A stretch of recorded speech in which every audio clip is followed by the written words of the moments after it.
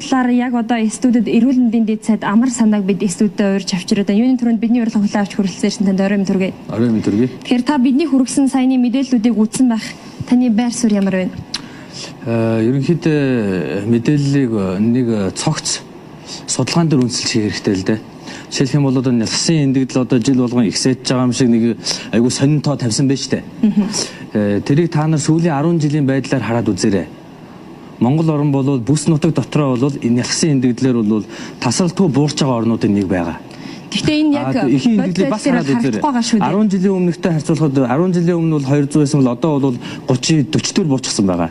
Та нар энэ амжилтыг битгий бас үгүй заа юу.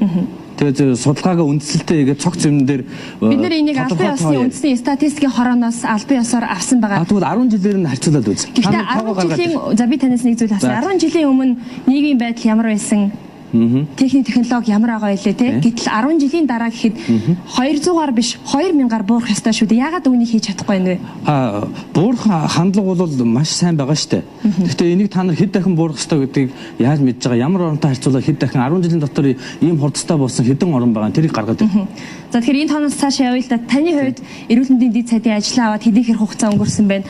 Ажлаа авсаас хойш та яг өнөөдрийг болтол юу хийв? Ихийн эндэгдлийн асуудал дээр, нэлээсийн асуудал дээр. Бид бүхэн ямар ч хэлсэн таны хувьд зөвхөн таны хувьд. За биднүүсийн хувьд бол судалгаа хийж байгаа. Судалгаа хийгээд бид бүхэн ямар ч хэлсэн салбарынхаа хэмжээнд ялангуяа их нэлхсийн тусламж үзүүлж байгаа байдал дээр үнэлгээ хийсэн байж байгаа. Бид нар үнэлгээ хийхгүй зөв зүгээр болохгүй байна. Та нар муу байна гэд дайраад ах юм бол байхгүй шүү дээ. Заавал эхлээд судалгаа хийж үнэлгээ хийж үзнэ. Үнэлгээ хийгээд үзэхэд их нялхсан няран эмчнэр бол олон улсын дунджаас 3-аас 4 дахин өндөр ачаалттай ажиллаж байгаа. Зарим газар 5-6 дахин өндөр ачаалттай ажиллаж байгаа. Гэтэл тоног төхөөрөмжийнх нь хангамж бол мөн хангалтгүй олон улсын тэр бусад байгууллагууд юм уу гадны эмнэлгүүдтэй харьцуулахад маш их хангалтгүй.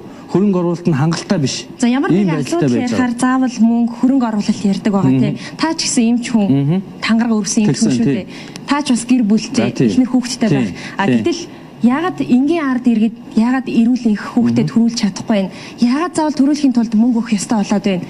Энэ маань нэг талаараа авилга болчиход байна тийм. Тэгэхээр яг авилгатай тэмцэх газар дээр бол үнийг яг авилга гэж бол хэлэхгүй байгаа юм л да. Учир нь хэр асуудлыг эрүүл мэндийн яамд шийдэх ёстой гэсэн асуудлыг яриад байна. За энэ авилгыг бас нийтээрээ хүлээн зөвшөөрч өгдөг. Яагаад өнөөдөр ийм асуудал болоод байгаа юм болоо? Хоёулаа нэг асуудлыг тодорхой болгочихъя. Эхлээд их нялхсан эрүүл мэндийн асуудал муудаад байгаа мó сайжраад байгаа мó гэдэг дээр тодорхой хариулт өгч төхөө. Тэгээ дараа нь тэр авилгалынхаа асуудлыг очие. Авилгалын асуудал бол авилгалын асуудал. Их няран тусламж үйлчлэгээний асуудал, их няран тусламж үйлчлэгээний асуудал. Битгий энэ хоёр асуудлыг хольж битгий та задлаад ярил бас үзэгчд маань ойлгомжтой. Задлаад ярихад бол сүүлийн 10 жил нялхсан эндэгдэл бол Монгол орн тасралтгүй буурсаар байгаа. Ихийн эндэгдэл ч гэсэн бүс нутагтаа хамгийн одоо хурдтай буурч байгаа орнуудын нэг. 10 жилийн дотор бид нар 200-аас 40 хүртэл буурсан, 5 дахин буурсан байна. Сүүлийн 10-20 жилийн дотор. Энэ бол бодит байдал харж байгаа. Бид бүхэн бол ихийн эндэгдэл дээр бол ямар ч буруу тоо буюу тийм худлаа тоо гаргадаггүй шүү дээ. Яагаад гэвэл энийг нуух ямар ч арга байхгүй. Ихийн эндэгдэл болгоныг бүртгэжээдэг. Тийм учраас энэ дээр бол эрүүл мэндийн салбарыг харлуулах гэж битгий оролцоо та нар. Энэ яагаад эрүүл мэндийн салбараас ангид асуудал гэж та хэлээд байна шүү дээ. Эрүүл мэндийн салбараас энэ бол ангид асуудал биш. Тэгвэл сүүлийн 10 жилд ямар шүү байдалтай байгааг та нар статистикийн тоогоор хар. Битгий нэг сүүлийн 2 жилийг ингэж харьцуулчаад одоо статистикийн одоо өнөөдрийн байдал дээр ярих. Яг өнөөдрийн байдал дээр Монгол улсын бүх төрх эмнэлгүүдэд хичнээн эхчүүд одоо төрөх гэж байгаа бид мэдэхгүй байна те. Тэгвэл яагаад эхчүүд төрөхдөө заавал яагаад би бол мэдж байгаа дунджаар нэг 70 мянган их төрдгийг дунджаар жилд. Ер нь жил болгон ихсээд байгаа. Яагаад тэгвэл төрөхдөө 10% ихсдэг. Би бол тоогоо мэдээд байна. Тийм. Та тэгэхээр энэ асуудлыг нийлээд бухимдалтай хандаад ах шиг байна тийм. Бухимдаад байх юм байхгүй. Ерөөсө хоёр юмыг тодорхой болгомоор байгаа. Их нялхсан тусламж үйлчилгээ муудаад байгаа мó сайжраад байгаа мó гэх юм бол би бол сайжраад байгаа гэж хэлж байгаа юм. Яагаад тэгэхээр зэрэг бидэнд статистикийн тоон байж гин 10 жилийн үзүүлэлтүүд нь байж гин. Сая Дэлхийн эрүүл мэндийн байгууллага Маргарит Чан хурж ирээд Монгол орны амжилтыг бишрээд одоо үнэлчихэд явсан. Та нар бол сүүлийн 10 жилд маш их амжилт гаргасан байна. Ихийн эндэгдэл маш сайн буурсан байна. Няран эндэгдэл маш сайн буурсан байна гэд бид бүхний амжилтыг бас үнэлчихэд явсан. Энэ амжилтыг 752 хүүхдээр яагаад хэмжиж болохгүй вэ? 752 бусад нутгуудтай харьцуулахад ч гэсэн бид нар бол амжилттай ажиллаж байгаа орнуудын нэг мөн. Тэгвэл энэ дээр бид нар асуудал байхгүй ш байгаа. Би тэрийг нууж байгаа юм байхгүй. Жишээлх юм бол авилгалын асуудал бол авилгалын асуудал мөн. Би бол наатан дээр чинь бол салбарыг бол өмөрөхгүй. Яагаад гэвэл бидэнд авилгалын асуудал байгаа. Өгөөд энэ яагаад юм ч аваад байна? Энэ асуудлыг. Харин энэ ёс зүйн асуудал байгаа учраас л аваад байна шүү дээ. Өгч чадахгүй их яагаад хүүхдээ алдаад байна? Эмчнэр огт авилгал авдаггүй гэж би хэлэхгүй. Яагаад гэхээр зэрэг миний хувьд ч гэсэн бас амьдрал дээр бас тодорхой хэмжээгээр туршаад үзсэн. Би өөрөө миний амьдралд бас манай ах トゥ нараас одоо хүүхдэн төрөөд эмчт нь авилгал өгж ирсэн ах トゥ нар байгаа. Тийм учраас би бол манай эрүүл мэндийн салбарт авилгал байгаа гэдэгтээ бол 100% санал нийлнэ.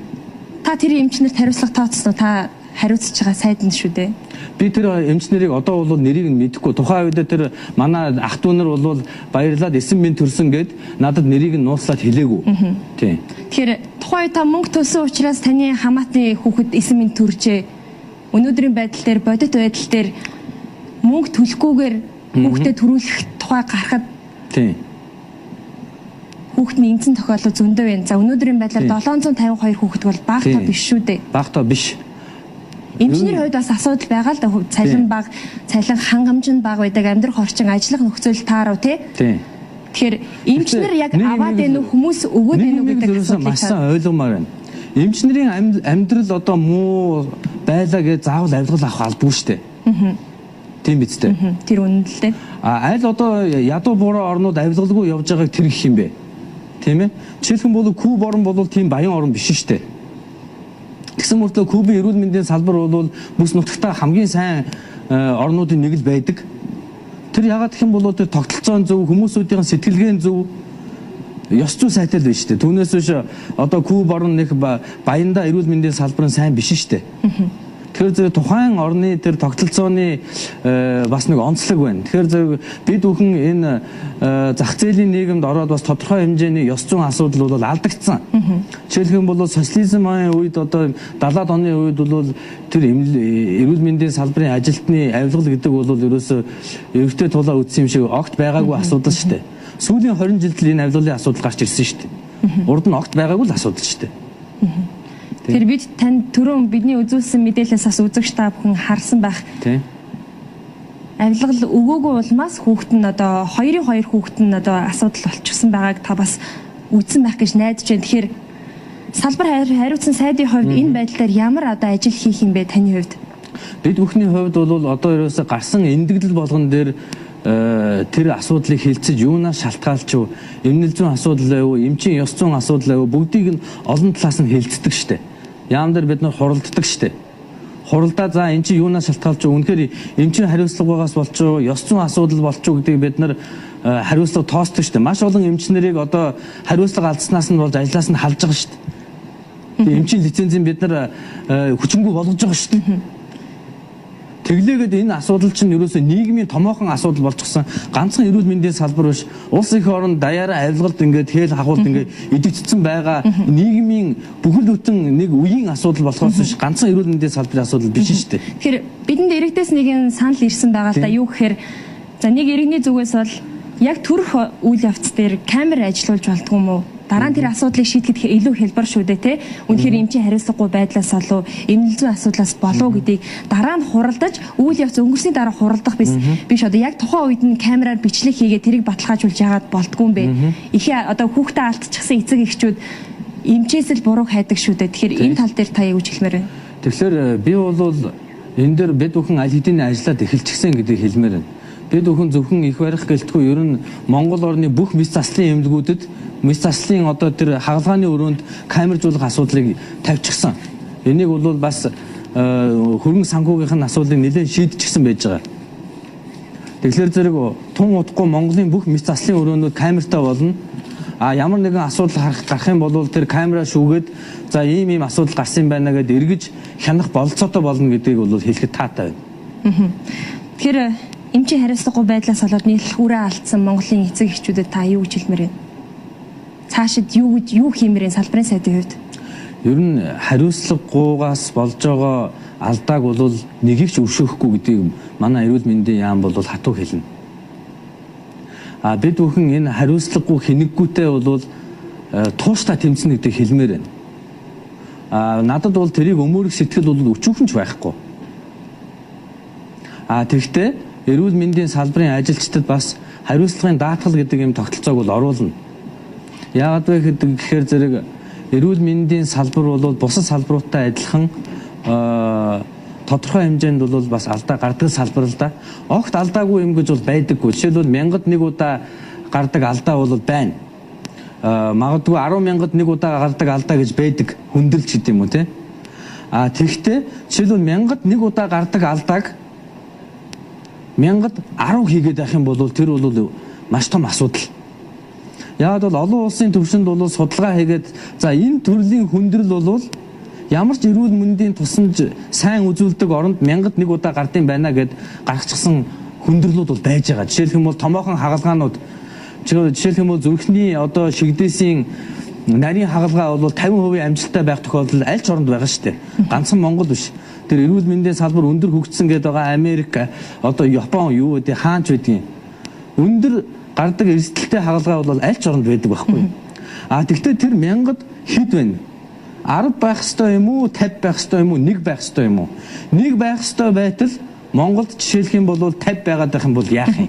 Бид өнөөдөр нэлгсэн эндэгдлийн асуудлыг хөндөж байгаа. Та тэгэхээр Нэлгүүрийн алдсан 752 хүүхдийн ард байгаа эцэг эхчүүд хэмжээний салбарын тусламж үйлчилгээний чанарын асуудал. Энэ чинь адилхан хариуцлагын асуудал. Энэ чинь адилхан хэнэггүй асуудал. Энэ чинь адилхан бас ёс зүйн асуудал. Бүгд хамтдаа явж байгаа байхгүй юу? Энэ магадгүй таны хийх ёстой ажил нэлгсэн эрүүл мэндийн асуудал гэж битгий яар. Энэ чинь нэр тэр чигээрээ байгаа байхгүй юу? Нийгмийг хамарсан том асуудал шүү дээ. За тэгэхээр бидний ярилцлага энд хүрээд өндөрлөж байна. Баярлалаа. Тэгэхээр үзэгчдээ бид өнөө өглөө хөтөлбөрт хамтран энэ удаагийн тусгал төслөөр Монголын жирэмсэн эхчүүд болон за хүүхдүүдэд тулгарч байгаа асуудлуудын талаар та бүхэндээ мэдээ сурвалжлахыг бэлдэж хүргэлээ. За манай телевиз таны амьдралд тохиолдож байгаа асуудлуудыг дээрх төслөөрөө дамжуулан хүндхийг хүсэж байгаа. Иймээс та бидэнд санал бодлоо илгээхийг хүсвэл доорх цахим хаяг болон утсаар за мөн Facebook хуудасаараа холбоо бариарай. За үзэгч та маргааш өнөө өглөө хөтөлбөрөөр төрсний дараа гам барих шаардлагатай юу гэсэн асуудлыг хүлээн авч үзээрэй.